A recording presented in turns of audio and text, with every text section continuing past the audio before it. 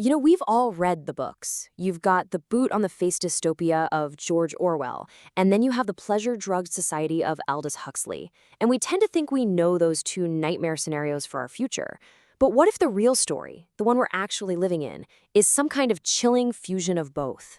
Well, today, let's explore the architecture of that control. Our story really kicks off with this fundamental question. Is it better to control people through fear or through pleasure? For decades, this was like the central debate in dystopian thought. So on one side, you've got Orwell's vision from 1984. It's a world run by straight-up pain, constant surveillance, and just raw authoritarian force. But then, on the other side, you've got Huxley's Brave New World. This is a society managed through endless entertainment, shopping, and drugs. People are controlled because they've literally learned to love their own servitude. But here's the real twist. This wasn't some kind of competition where one vision was going to win out. No. Instead of competing, the two models basically merged. The people pushing for surveillance and the people pushing for distraction realized, hey, a combined approach is way, way more effective. And you can kind of see this hybrid system playing out differently across the globe today. The UK, for instance, with its insane network of CCTV cameras, leans pretty Orwellian. The US, with its massive consumer and entertainment culture, has always felt more Huxleyan. And China? Well, China seems to be an extensive blend of both. But, ever since 9/11, the US has been steadily adding more and more Orwellian surveillance, really blurring those lines. So where did the blueprint for this new hybrid control system even come from? Well, these techniques weren't just theories someone dreamed up. They were actually forged in a very real and, frankly, very disturbing laboratory right after World War II. Think about it. All the lessons learned from mobilizing entire countries during the war, using both fear and entertainment, were suddenly turned inward. The very institutions that perfected mass psychology and propaganda then started applying those same skills to their own people during the Cold War. As part of Project MKUltra, the CIA's infamous mind control program, the agency secretly funneled almost $390,000 into research at just one place, Stanford University. And this was between 1953 and 1961. The whole goal was to find materials and methods that could be used to alter human behavior. And when you look at the declassified research, the sheer weirdness is just astounding. It wasn't just about truth serums. They were digging into every possible lever of influence you can imagine. From something called Project Knockout, which was all about finding a substance to quickly knock someone out, to studying the sedative effects of tics. I mean, really. The goal was pretty clear. Understand every single tool, no matter how bizarre, that could be used to manage people. Okay, so you've perfected all these techniques in the lab. Where do you apply them? Well, the theory goes that the first major test was managing the biggest social upheaval of the 20th century, the 1960s counterculture. This was this huge, unpredictable shift in how people behaved, and the establishment was absolutely desperate to get a handle on it.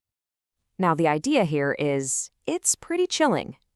The same generation that mastered psyops, psychological operations designed to influence emotions and behavior, allegedly used those exact same skills to co-opt and steer the rebellion of the baby boomers. It kind of suggests that the whole movement wasn't as organic as it seemed.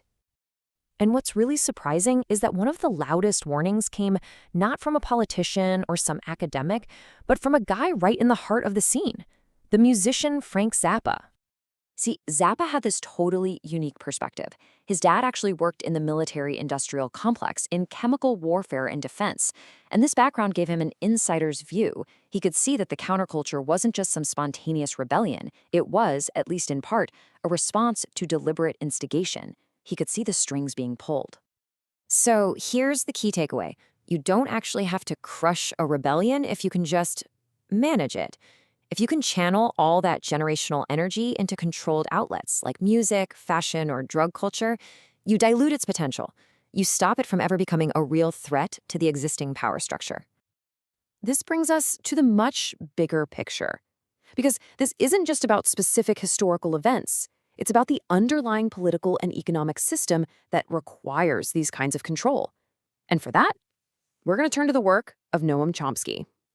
Chomsky really builds his argument on the foundations of what's called classical liberalism. Thinkers like Wilhelm von Humboldt argued that the true essence of a human being is to be free, to inquire, to create. So anything that restricts that is fundamentally anti-human. And this quote just brilliantly nails the core problem of unfree labor. Humboldt is basically saying that when someone just acts like a machine reacting to what other people demand instead of their own inner impulse, they become a tool. You might admire the product, the thing they do, but you despise what they have become. It's just a devastating critique of what we call alienated work. So here's the radical conclusion from all this. The original ideas of liberalism are actually fundamentally anti-capitalist. Why? Well, because a system that's based on wage slavery, where people are forced to sell their labor just to survive, is the ultimate form of that alienated work. It destroys the very human potential that liberalism was supposed to celebrate. Chomsky argues that what we live in is a system of state capitalism. You have a corporate elite, the executives, the lawyers, the financiers, and they effectively govern both the economy and the political system. They stay in power no matter who you vote for, making sure the national interest always just happens to align with their corporate interests. The democracy we see, it's largely an illusion. So how does this whole machine of control and manufactured consent actually operate today? Like right now, in our own lives? We'll just look at the entertainment industry. Artists who are truly challenging, who are uncompromising, like Zappa or maybe Mike Patton, they have to build their own entire ecosystems just to survive. Meanwhile, the industry pumps massive resources into more manageable acts. Artists whose messages are less controversial, who can be more easily packaged and sold without ever disrupting this system. This can even take the form of what some people call a spiritual psyop. So, a band like U2 can use these profound spiritual or political themes. It makes the audience feel like they're part of something deep and rebellious. But because it never offers any concrete actions for real systemic change, it just neutralizes any threat. It leaves all the power structures completely untouched.